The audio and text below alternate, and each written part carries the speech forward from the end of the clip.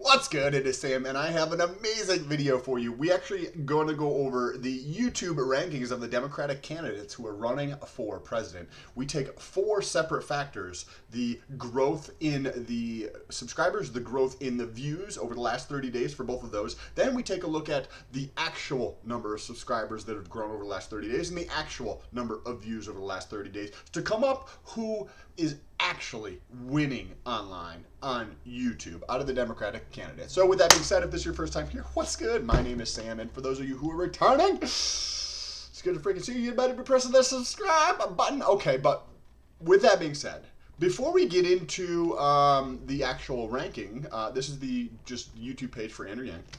I pulled up Real Clear Politics. So this is where a lot of like the news in terms of like old media might look to try to get an understanding of what's happening in terms of politics and the collective like heartbeat of America, where that is, right? So what we have here is Real Clear Politics. Nothing against them. I just think that there's potentially a more intelligent way of trying to understand the heartbeat of America and what they're actually interested in. So this is just an aggregator of polling data across the nation. So the last poll we have here is from The Economist. And I want to show you something before we get into the numbers on the YouTube rankings. I pulled this up. So you just open up this, right? We just opened up The Economist. It comes up to a PDF. And if you go to the bottom of the PDF, it tells you kind of like the structure of the poll and like statistics talk. It's basically how it was laid out, the sampling methodologies and how like the distribution of the population and all that kind of stuff. And what we have here, let me just zoom in so you get to see this. There's a number right there. I want you to capture that. That's 1,500. So, what ends up happening is the mainstream media sees that there's a poll from The Economist, who has a good brand, or used to. I don't know. I have no idea. I would think, like in my mind, I feel like The Economist is. I don't read them. I don't pay attention to them, but I feel like a lot of people probably do. And they polled 1,500 people. And this 1,500 people is supposed to be representative of the collective of what 330, 350 million Americans think. Yeah. I'm serious. This is actually how we do things in this country. It's kind of entertaining to see this when we have all the data in front of us that we can take a look at. So one of the places that I turn for data is if you took the YouTube channel that we looked at the beginning of Andrew Yang and all the other candidates, and we go over to Social Blade. Social Blade tracks the statistics associated with these profiles across different social networks here. So we look at Andrew Yang, and there's the four things that we're going to take a look at. Remember, we're going to take a look at the growth rate in views. So we're going to take a look at the growth rate over the past 30 days. We're going to take a growth rate of the subscribers over the last 30 days. And then we're going to, take a look at the total number of subscribers over the last 30 days. Here, this case is 16,000. And over the last 30 days, 7.2 million views. Now, the research was done 2 days ago. Today, or 3 days ago. Today is January 10th. So these numbers have actually improved for Andrew Yang. And I did this for each one of the candidates. So we've got about 10 or 11 candidates. And I stack ranked them, like who had the most in terms of views over the last 30 days, who had the least. Who had the most number of subscribers the last 30 days, who had the least. Who had the highest growth rate in views, who had the highest growth rate in subscribers. And I did that for all of them before taking an average to really understand who is actually number one. And YouTube is the second largest site on the frickin' planet. So let me just go back here for one more second and zoom in on this number here. Okay, now I put all that together in a spreadsheet and came up with this. The top 6 candidates: Andrew Yang, Tulsi Gabbard, Bernie Sanders, Pete Buttigieg, tied for 5th, which kind of makes sense. Elizabeth and Joe. I don't think they're super native on the platform. So if you're not producing like native content for the platform, it just makes sense why you're not potentially doing as well. But let's dive into the actual numbers. Okay, so what we have here is, we'll start with the subscribers, right? So we have Andrew Yang and Bernie Sanders being the only two who are over 10,000, and Tulsi, Bernie, and Andrew being the only three in the thousands. Okay, so I have this YouTube channel. You can see I've got like 4,300, 4,400 or something subscribers. Oh, and I don't have my phone here, but over the last 30 days, my channel, nobody fucking has heard of me, and I've gained like 450 subscribers. So let's see, that's more than Amy Klobuchar, that's more than Cory Booker, that's more than Tom, that's more than Michael Bloomberg. And I'm not trying to say that I'm better at all. I'm just saying that, like, if you don't take something seriously, you're not going to succeed. And when you have the second biggest site on the freaking planet, where there's a abundance of attention to be able to tell your message to more people for free, you don't have to go campaigning, fly out there with your team and everything like that, or bus or whatever it is you're doing, right? You don't have to pay for all the supplies. It's called the internet. You just upload a video, right? You can sit here with your phone and film yourself, hello, right? And then you can upload it. So it is for free. And you have this giant audience that, for some reason, some people just don't take serious. I don't know. And you're like, do these people actually want to win? I don't know. So that's kind of interesting. The growth rate in subscribers. Amy has the highest growth rate. These are the numbers over here. And with 25%, but Amy didn't have a YouTube channel that I could find in all the previous rankings. We've been doing these rankings since the beginning of September. If you want to check out the channel for any of those, if you want to leave any of your thoughts down below, use the hashtag Stolt, and then at the end of these videos we do a Q&A, and I can actually talk about your question. So hashtag Stolt in the comment section, we can talk about that. But Amy didn't really even have a YouTube channel for the longest time. I couldn't find her YouTube channel when I would do these videos. I would search on Google, Amy Klobuchar YouTube channel, search.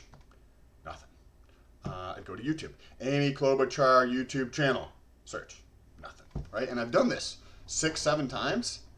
So when I do this, I look every time. Because I can't just assume that, 3 weeks ago she didn't have it, so she doesn't have one today. Right? So I would search. I would look for it. Right? I would look. And I would see if she actually did have a YouTube channel. And finally, she does. So you would expect her to grow.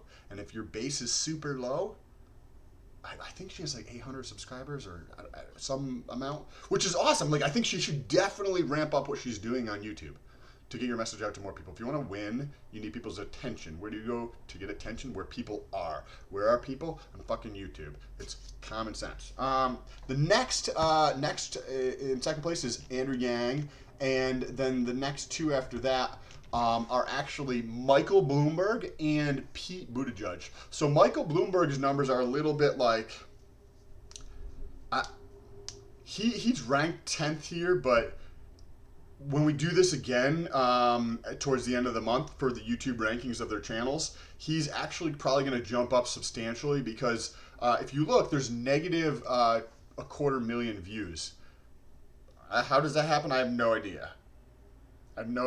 But he was negative, that his channel is very small. Something happened. I don't know what it is, I have no idea. I'm not going to postulate that something nefarious has happened because I have no idea. It could just be something with the algorithm. I know with my own YouTube analytics, shit gets fucked up and sometimes it says data's missing. So you'll have this trend like this, and then there will be one day where it's just like this, and then it goes back to being the trend. So YouTube's data could be messed up. I have no idea where this comes from. But if you look at the other types of views on here, again, I use myself as a reference. But this channel, which is like this, I'm not running for office, and I'll probably finish the month with 70 to 100,000 views this month. More than candidates who are running for president. What? Does this make any sense to you guys?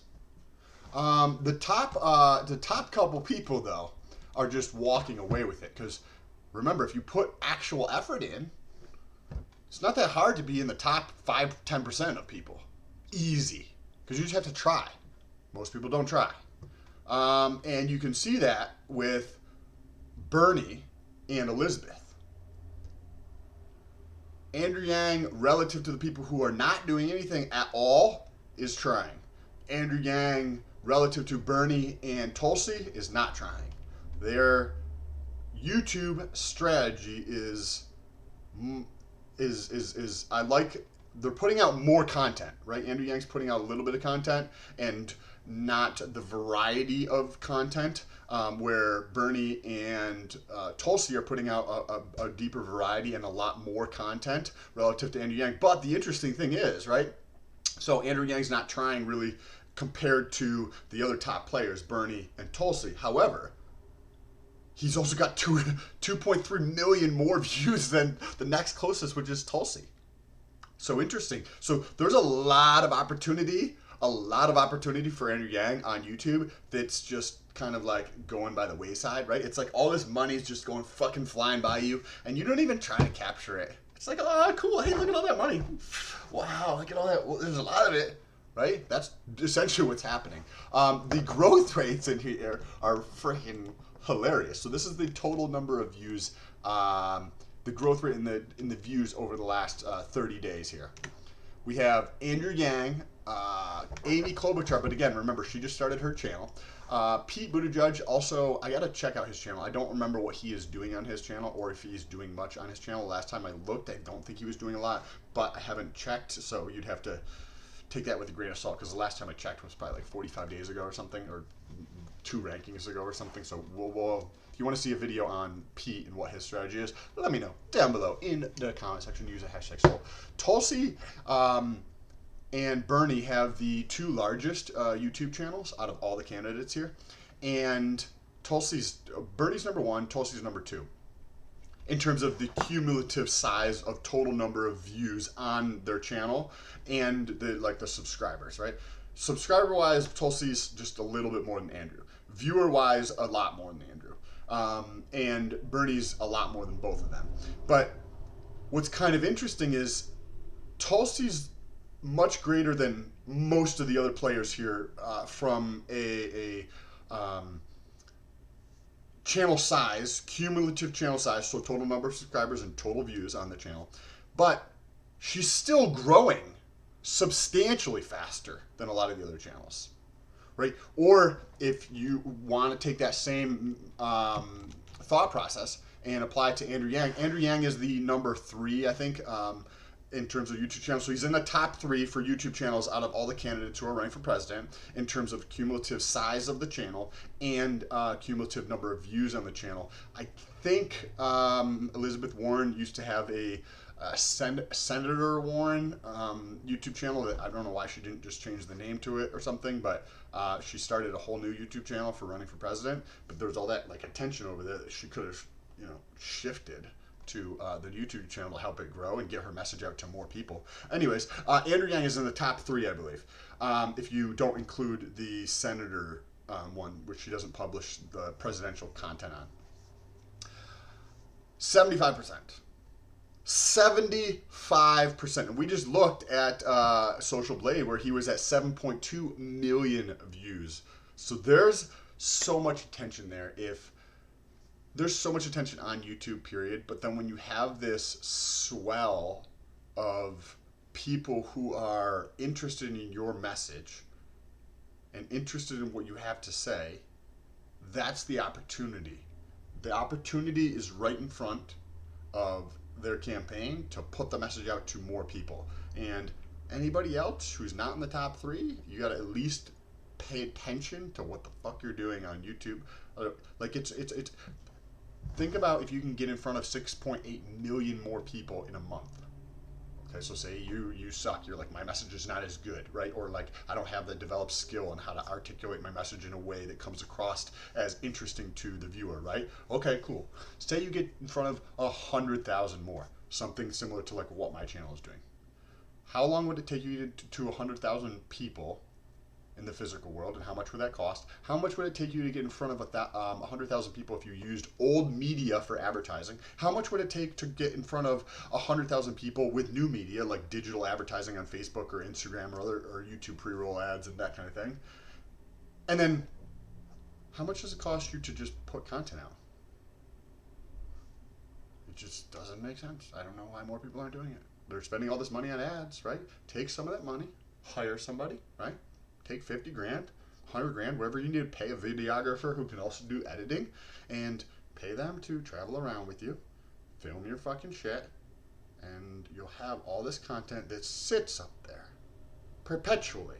So it's not just like a one-time thing where you pay for advertising and you get in front of 100,000 people that one time. It's creating content for the world that allows you to have that sit there, and you get 100,000 views this month and next month and next month and next month. But more than likely, if you're good and your message is good and you continue to produce, that number is going to go from 100,000 to about 120, 170, 6.8 million. I don't know. You just got to decide if your shit's good enough. But it's laughable to me that people ignore the second largest platform on the planet. Like, this is TV of 2020. This is where my generation. I'm 35, so this is millennial. But this is where Gen X, Gen Z, millennials. If I look at the demographic breakdown of my channel, you know what's the most popular segment that's been growing? I think it's 55 plus. Right? The audience knows the media is super, the North Star of the media is not the truth. The North Star of the media is their corporate interest or advertising dollars or more clicks or whatever it is. It's to each their own. They'll lose in the end if the truth is not their beacon. Right? It's just what it is. That's how it plays out. It might take them years to die, but that's just what it is. So I'm going to love to know what your thoughts are down below in the comment section, just like Timmy Springston did here, where he says, I don't get why Tulsi has consistently pulled in the cellar with occasional spikes. It's a good question. If we take a look at the data, it's maybe because we're only asking 1,500 fucking people. And I'm not giving you a hard time, Timothy. I'm just this is how we do it in the U.S. It doesn't make any sense. Are they polling old women with their heads? We don't need to be mean. We don't need to be mean here. Everything needs to be constructive. But the polling methodology, I have a cell phone. I do not have a landline. So if you're polling from landlines, you're not going to get me. But then there's the opposite of that, right? So that if you're polling just on the internet, there's a portion of the population you're going to leave out. So I think having a more comprehensive approach to polling in general, to get an understanding of what happens with America, could easily be accomplished. I think that's what we're trying to do here. I'm actually working in the process of building a website. Not sure how long it will be before the website's up, but to pull all those data so that you guys can see exactly what I'm seeing. You can play around with it. You can make your own graphs, and I want it to be able to shift the culture of America where we actually look for the truth. Used to be the media, right? That's what we thought because we didn't have any other sources of information before the internet. And now, as people realize that you can go to the source instead of playing telephone, right? If somebody says hey, I want coffee with 2 creamers and a sugar, and by the time you get through 17 people and it's broadcast on television, it's oh, hey, Sam wants a green juice with applesauce on the side. That's not what I said. That's what happens with the mainstream media. I've seen this play out many times. It played out with Apple. It played out with Amazon. It played out with what's it called, Tesla, right? It's playing out now as we speak with Tesla. It's absolutely insane. I don't trust polls. Some have fields of 300 people with a 6% error. Yes. How can you possibly? I've studied statistics. I have an MBA. I have a CFA. I know how it works. And to try to say that 300 people polls, even if you have that split up and you did, X number of people per state, to try to say 300 people is going to be representative of what the collective of America thinks is laughable at best, and I think super misleading at worst. Because then we don't, what happens is stuff like that comes out. The media doesn't give a shit about the truth most of the time. There's individuals that I'm sure do, right? Whatever, like, I don't, but on average, I don't believe most of the media has the truth as their beacon, right? So what ends up happening is the media reports on this poll saying, hey, Joe Biden's number one, Elizabeth Warren's number two, and fucking Bernie Sanders is number three, right? This is what gets reported to the public. So then it goes, this like tidbit of information that's not super accurate gets reported and amplified. But the stuff that, like, what we're doing is not talked about. But this is like the truth, right? You can see where I'm getting the data. You can see, look at, this is 6.8 million views. So you figure everybody watched 10 videos. Okay, adjusted accordingly. It's still a lot bigger than 1,500. Even for the smallest person here, Amy Klobuchar, 18,000 views. And if you look at the collective of all the data, 14.5 million views. Those are 14.5 million fucking data points. Do you think that could potentially, slightly, maybe, possibly be more accurate than a poll of 1,500 people? You tell me. Let's move on to the next comment quickly. This is from Joseph. By the way, thank you so much, Timothy. I really appreciate your comment. Joseph Richardson.